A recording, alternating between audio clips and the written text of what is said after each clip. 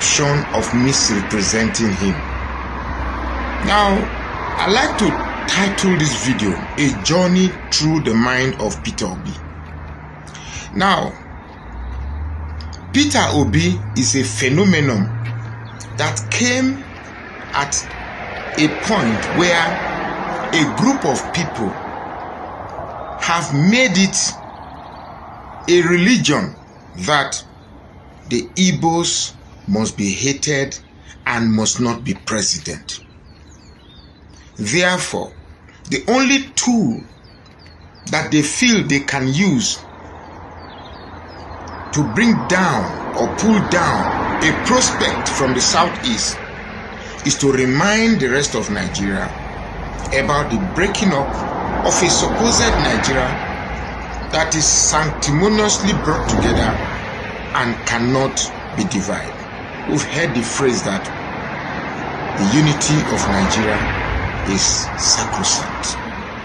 But how can there be sacrosanct when only a few people who have apportioned themselves as the owners of Nigeria and the deputy owners of Nigeria who keeps enjoying, whereas the rest of us, ranging to over 370 ethnic nationalities, live as second class?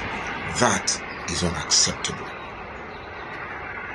So Peter Obi said recently that he is not against a coalition, but if the coalition is merely to grab power, he will not be part of it.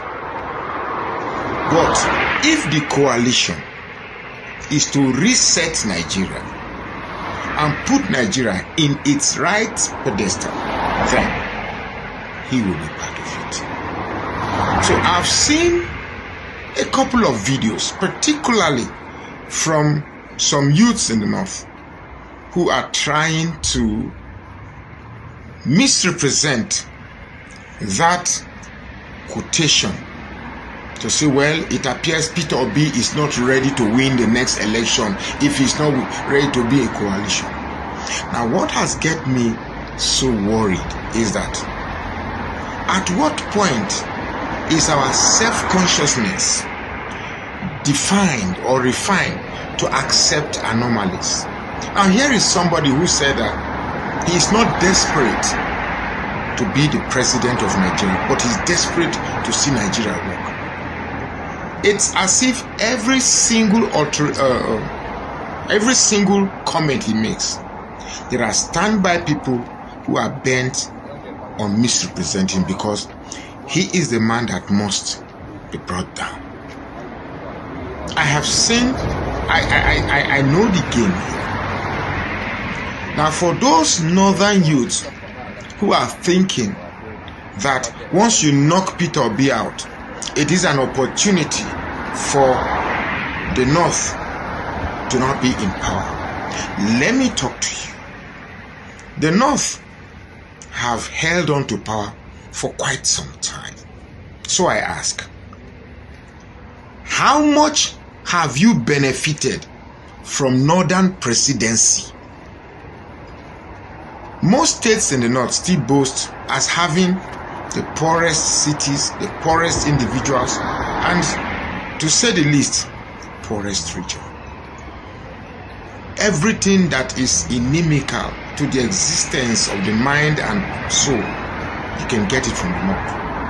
I watched a video where a young lady from the north said, when the rest of the south are exporting palm oil, education and assets to everywhere in the country, what is the north export?